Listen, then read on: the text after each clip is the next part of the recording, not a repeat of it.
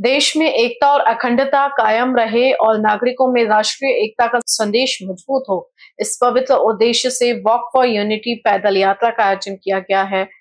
Police थानेदार अनिल राउत ने शहर के नागरिकों से आह्वान करते हुए कहा, हम सभी को एकता का संदेश केवल शब्दों से नहीं बल्कि अपनी भागीदारी से देना चाहिए। इस उपक्रम में वकील, पत्रकार, पुलिस अधिकारी, सामाजिक संगठन के कार्यकर्ता, खेल प्रेमी, विद्यार्थी और व्यापारी वर्ग का उत्साहपूर्ण सहभाग अपेक्षित है। यह उपक्रम पुलिस अधीक्षक अनुराग जैन के मार्गदर्शन में आयोजित किया गया है। राष्ट्रीय एकता दिवस एवं सरदार वल्लभ भाई पटेल की जयंती के उपलक्ष्य में यह कार्यक्रम 31 अक्टूबर को आयोजित हुआ। पैदल यात्रा की शुरुआत कृषि उत्पन्न बाजार समिति परिसर से होगी।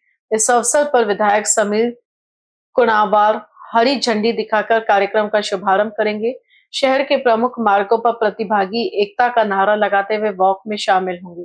कार्यक्रम के समापन पर सहभागी नागरिकों को प्रमाण पत्र देकर सम्मानित किया जाएगा। तत्पश्चात अल्पाहार कार्यक्रम के साथ वॉक फॉर यूनिटी का समारोह होगा।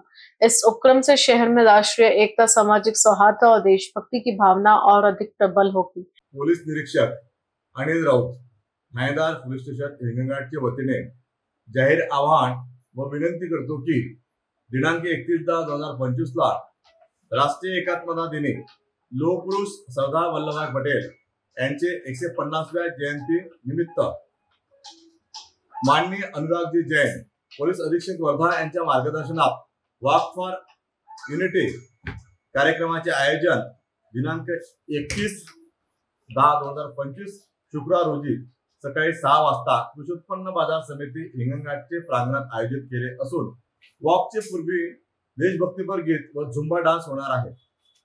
सदर कार्यक्रमाचा उद्देश देशात एकता व अखंडता कायम राहावी हा आहे।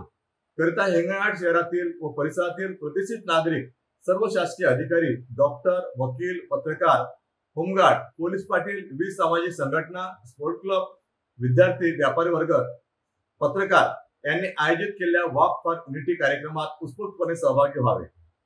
वॉकिंगचा मार्ग कृषी उत्पन्न बाजार समिती, कारंजा चौक, तुकडोजी चौक, चौधरी चौक, रुबा चौक, डॉक्टर आंबेडकर चौक ते माननीय आमदार साहेब यांचे निवासस्थान ते परत कृषी उत्पन्न बाजार समिती हिंगणघाट असेल। कृषी उत्पन्न बाजार समिती येथे कार्यक्रमात सहभागी झालेल्या सर्वांना प्रमाणपत्र वाटप करून अल्पोपहाराच्या कार्यक्रमानंतर सदर कार्यक्रमाचा समारोप होईल।